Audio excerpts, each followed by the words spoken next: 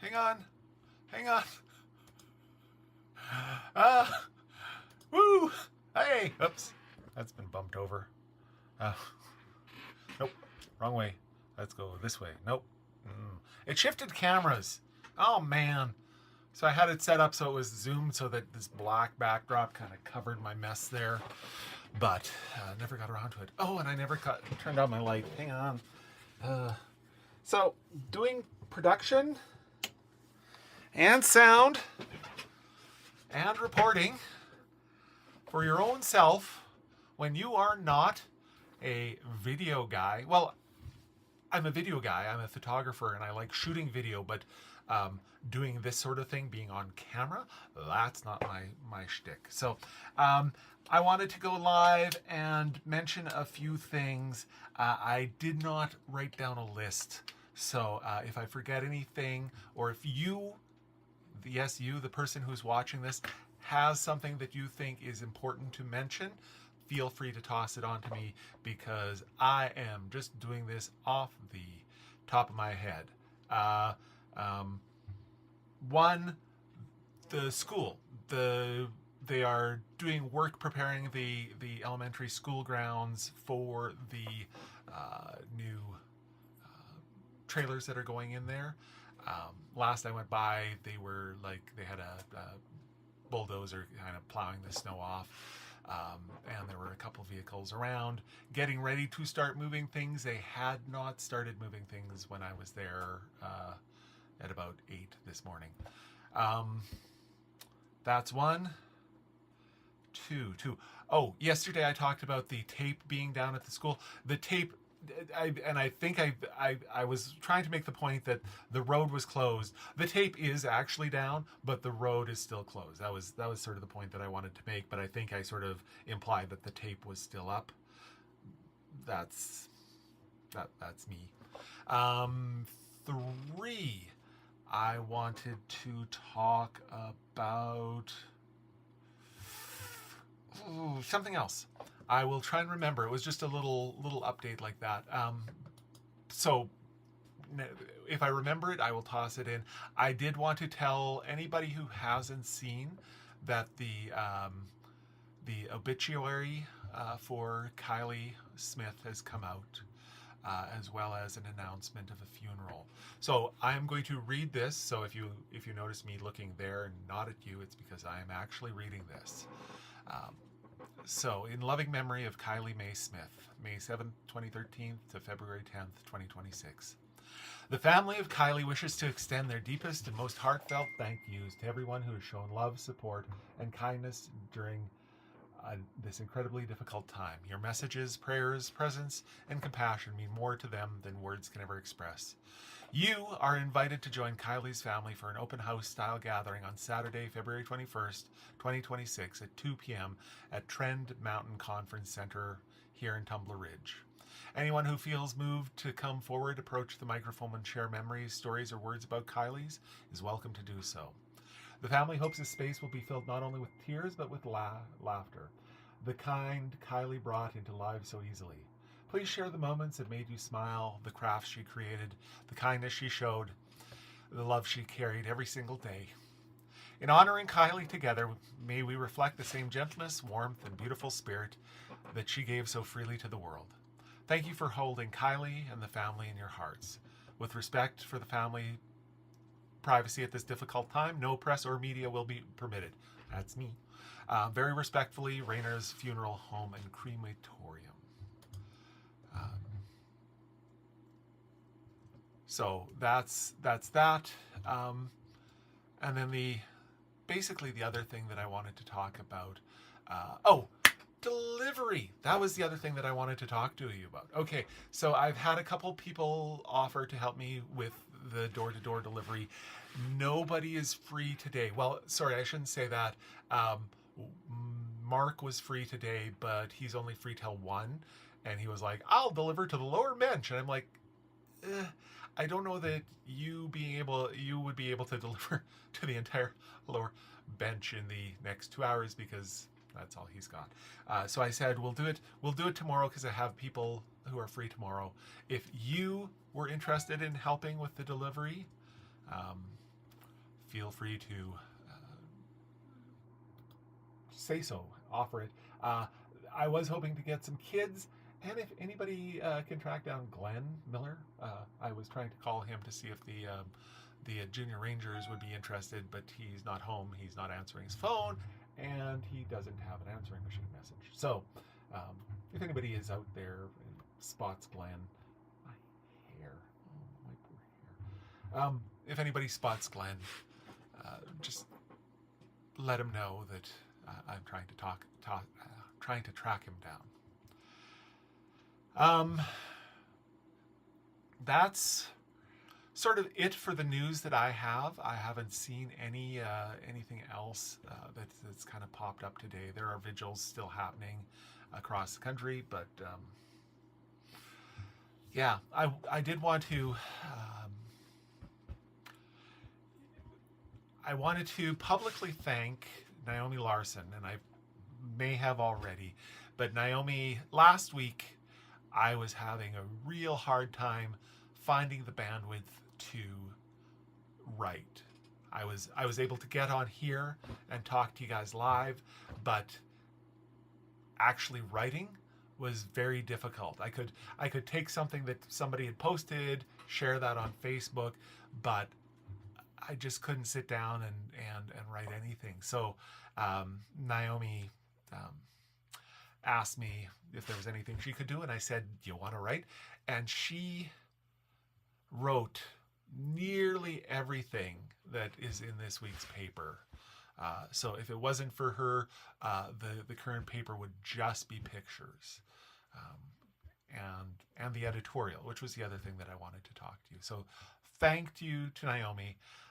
But the one thing that I really wanted to write this week was the editorial, because that's, I mean, I have people coming up to me and saying, "Hey Trent, loved your story in the paper," and when I ask them which story, it's never like, "Oh, the cover story," or this story about the PNG or this or that. It's almost universally the editorial.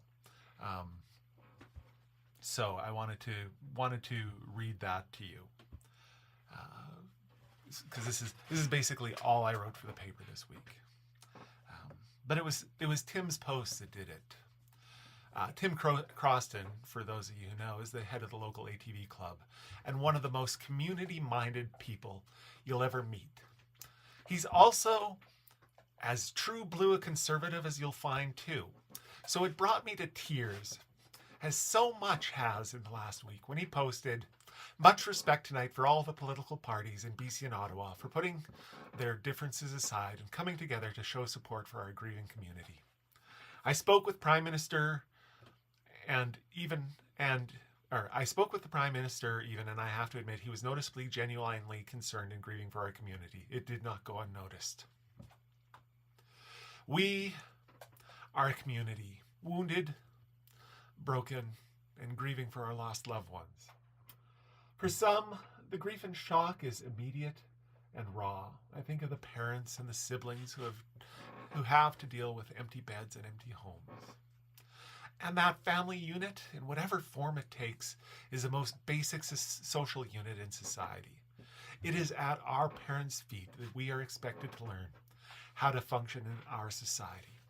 We learn core values and beliefs and how to behave, not just within that unit, but outside it as well.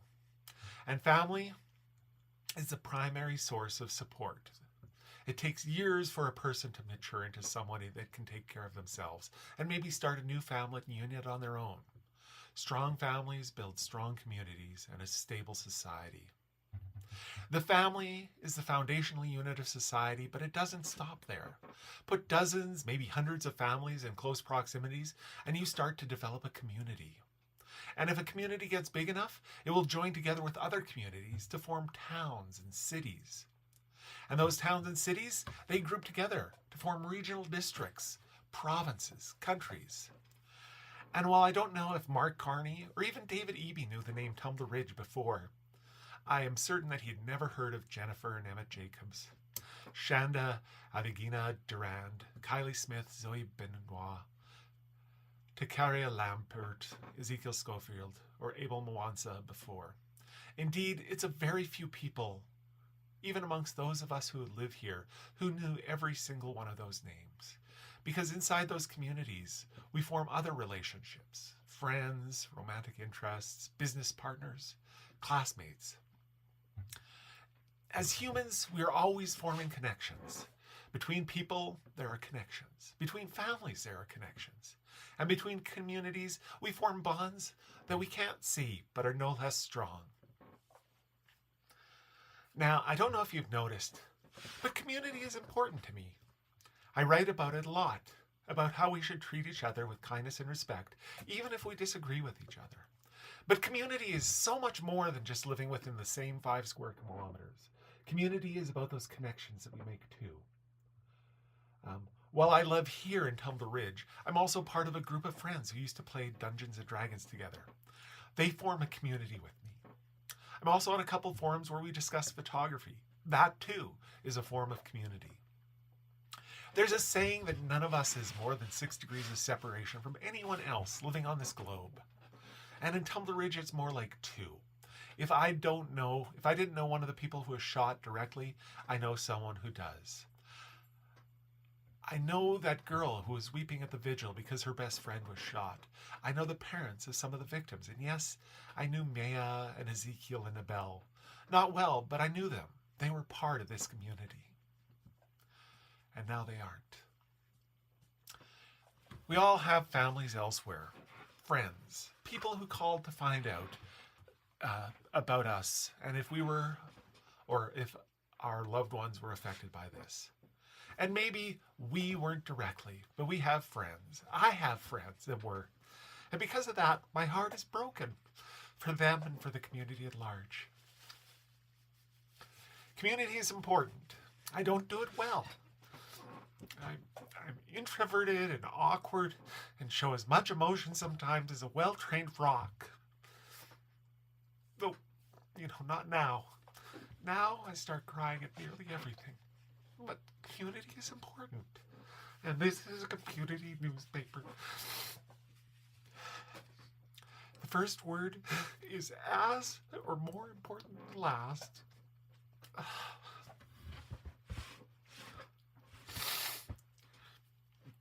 Anyways, I've seen a lot of people who are cynically writing. Sorry. I see a lot of people who are cynically writing off the fact that the Prime Minister of Canada came to Tumbler Ridge, joined by the leader of all the other political parties. And people are saying that they're just trying to win political brownie points. And that might be true to some extent, but the Prime Minister asked him. He's a person too. Pierre Poilievre, despite jokes I may or may not have made about him in the past, he's also part of that shared humanity. And what they're doing is not just political theater. Yes, they stood around and talked seriously between themselves for the camera, but they also talked to the people here. And more than that, they listened. There's an old saying that crap rolls downhill. It, paraphrase, it's a community newspaper. We have kids reading. But responsibility, that rises. And these are people who are responsible for the well-being of the people of the country. And they feel this. Maybe not in the same way that some of us do, but just as deeply and profoundly as we do here in Tumbler Ridge. We all know someone who knows someone who is directly impacted by this, even the federal leaders. And as I was transcribing their speeches for the paper, I found myself again weeping at the kindness and love and sympathy they shared, and at the memory of the tragedy, because Canada is just community written large. And while we might not all agree on politics, we can all agree that now is not the time for politics. It's not the time for divisiveness. It's not the time for pulling apart. Now is a time to be together, a time to remember those we have lost, a time to mourn, a time to celebrate the ones we lost and support and uplift and love one another. And while we might think we have the exclusive rights to this pain, we don't. And we need to allow space for others across the country to join us in our grief. Soon we will start to rebuild, to recover, to get back to our daily lives. But not today. Today, it's still okay to cry.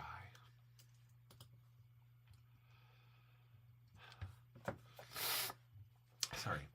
That's my editorial for this week. So I guess you don't need to pick the paper up if you don't want to then. Well, okay, so you can pick it up to read what Naomi wrote. As always, everything that's in the paper is available online at tumblerridgelines.com. So if you're not in the community and you want to see what's been written, it's up on the website. I talked to Lisa, who does the web uploads, and she says that she's going to get the PDF version of the paper up as well.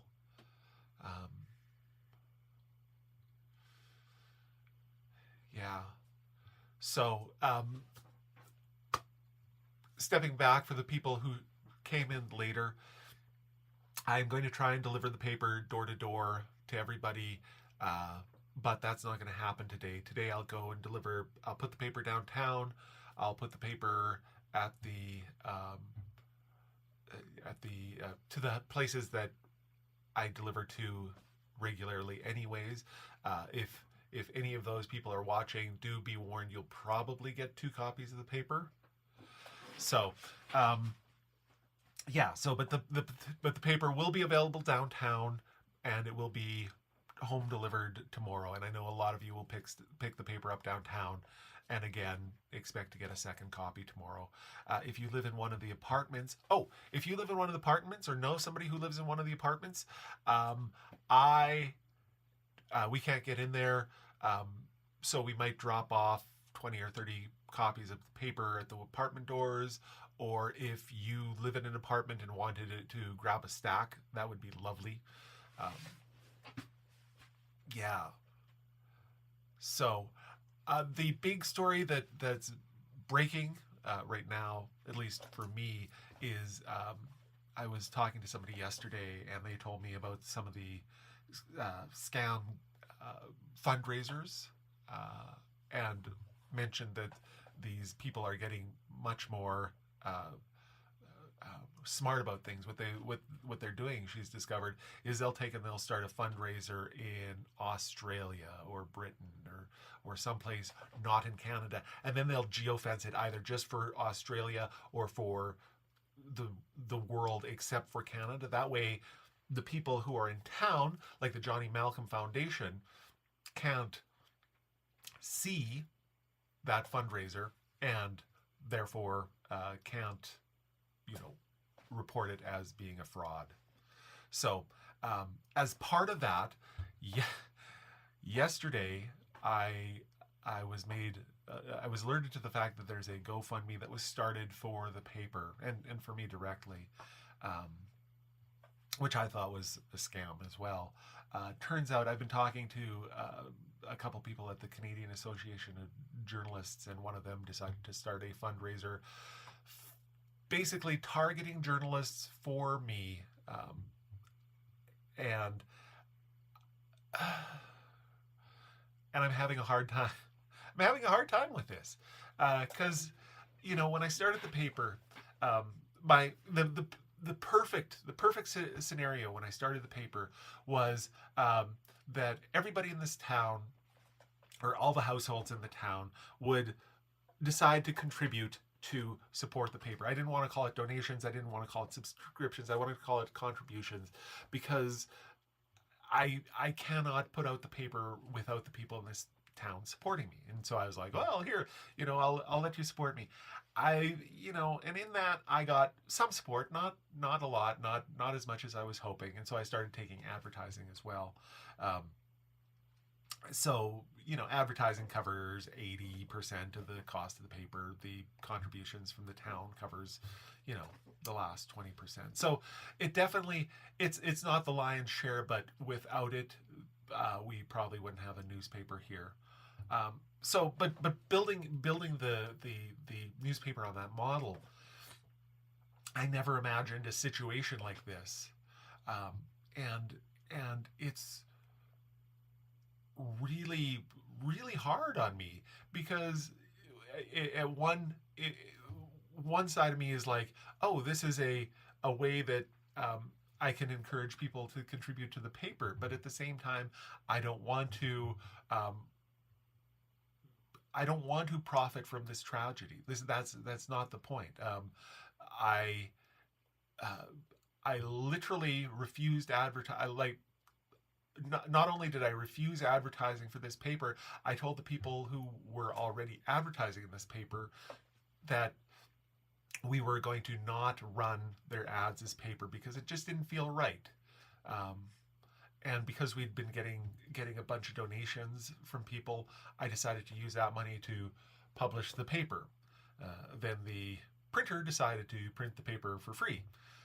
So that was their contribution, was the printing of the newspaper. And so now, despite my best intentions, I'm actually getting, you know,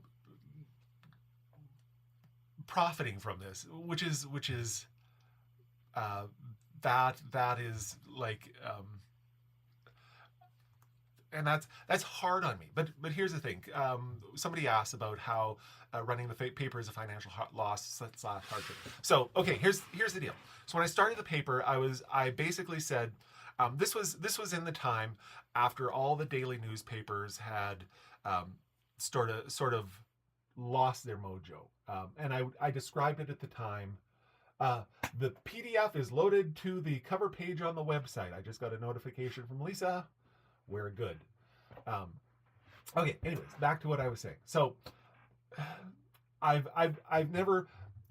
I don't like talking about money, but I'm also very free. So if you don't care to hear about the financial tribulations of the paper, feel free to log off this, because I don't know that there's anything breaking that's going to come out of this. So this is just kind of me sort of telling me about this.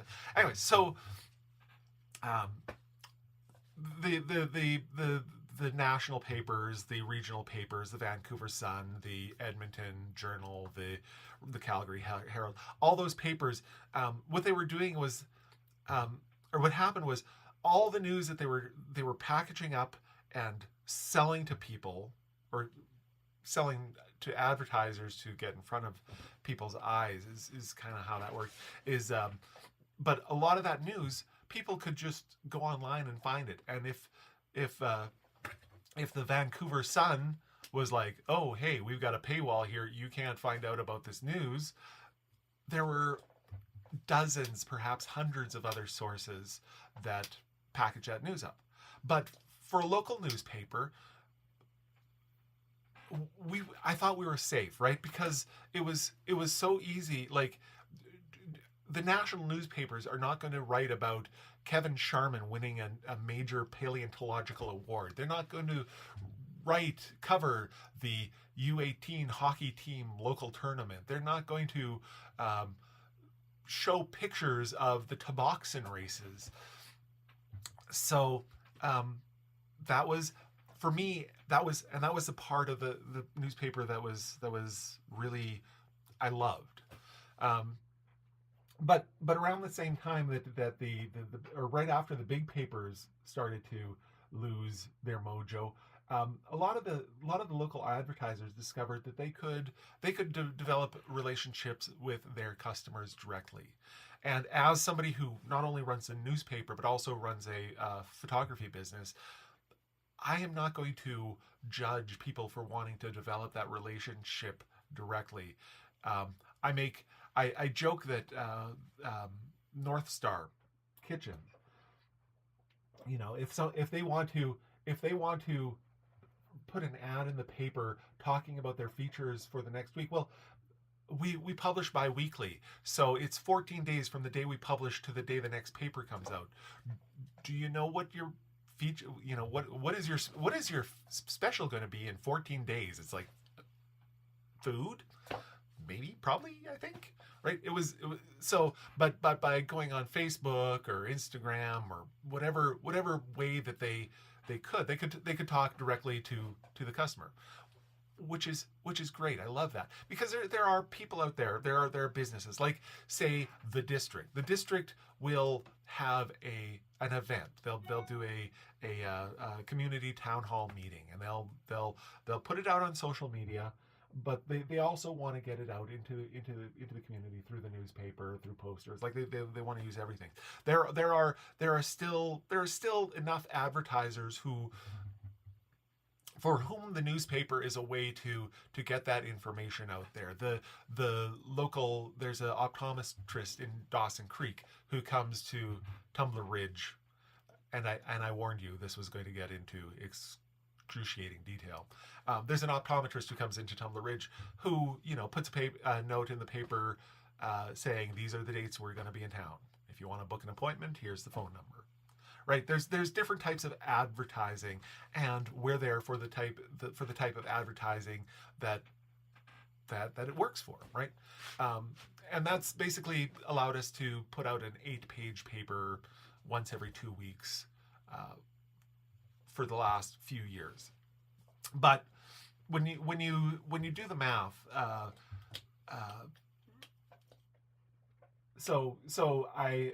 a full page ad is $900 for the paper. You take and divide that in half. It's $450 plus a handling fee on that, which is about $25. You divide that in half. Again, handling fee. So it goes down all the way to our smallest one, which is a community ad, which is smaller than a business card, which is less than $50, I think. And this is all grand, but it winds up that, so here's the math, right? It's an 8-page paper. We're aiming for 4 pages worth of advertising. When I get more than 4 pages worth of advertising, I will expand it to be the next size up, which would be a 12-page paper. So we have 8 pages. We have, if we sell all 4 pages worth of ads, that would be 9, 18, 27, 36, $3,600. Of that, basically $1,000 of that goes to the printing costs. Then, another 500 of that goes to other costs. And then 30% on top of that goes to taxes. So, if we were selling 4 pages worth of ads every issue, we would be doing all right. But the fact is, we don't sell 4 pages worth of ad every issue. We sell 2 pages, 2.5 pages. There are weeks where the cost of producing the paper and the cost of the amount of ads barely covers the cost of producing. So for me, what I've taken to doing is I don't pay myself very much at all. I do this because, I do. I don't take that wrong. I don't. When you read a business book, it basically they'll tell you right off the top, pay yourself first and then cover everything. Use yourself as I did not do that. And so what I do is every once in a while I will take and pay off my credit card using funds for the paper, or I'll use it to fix the car.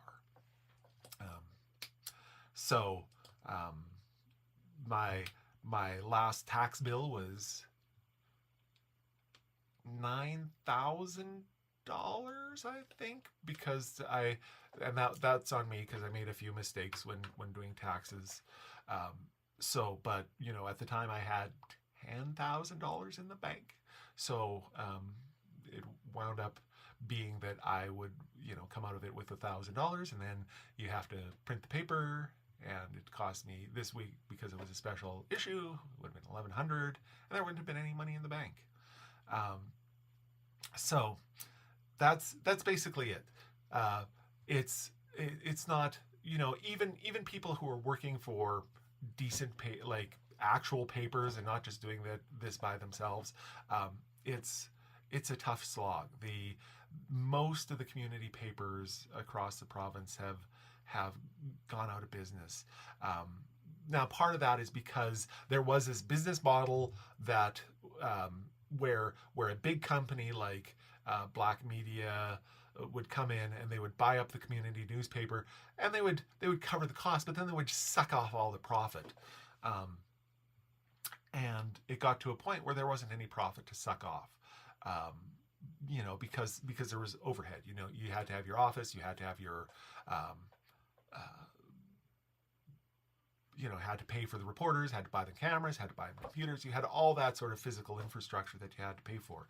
Me, I'm running this out of my basement. I mean, you can see over here where my black drop doesn't cover all my crap, because this is my just my office, right? I don't have a office downtown. So and if I had those expenses, there's no way that I could make a living doing this. And my wife will tell you that I don't make a living doing this, but it keeps me occupied and out of trouble. So there you go. I see I've lost a number of people talking about this because this is boring, but I hope that answers the questions. If anybody had any other questions, I don't know if everybody's been here for the beginning, but I made a couple announcements. Nothing terribly important. The big one is that Kylie's funeral is happening this Saturday at 2 at the Trend Mountain Hotel. So I'll just sort of wait to see if there's any more comments, and if there aren't, I will log out. Also, apologies to all you YouTube people. There is apologies to the one YouTube person who's watching. Hi, Michael. I realized I'm using two computers. When I'm in my office, I'm using my desktop. When I'm out, I'm using my laptop, and I don't know that my laptop is logged into the right account to stream to YouTube, and it just kept kind of failing, and I've always been I've sort of gone, okay, I'll deal with that later, but I will, before I do it again, if I remember, I will make sure to make sure that I've made the connection to YouTube. So there you go. That was 37 minutes of me talking. Wow. As always, I am the community. So let me take a step back. Community paper, which means that I need you to tell me what's happening in the community, because I might, like with the work that's happening at the elementary school to put in the portables, I might drive by and notice it, but chances are I won't. So if you don't tell me, I won't know, and I won't be able to tell everybody else. So thank you for all your help. Thank you for watching. I noticed that after yesterday's, community update, the number of viewers went, today has gone from, 60 down to 13. So thanks for watching. I will let you go now.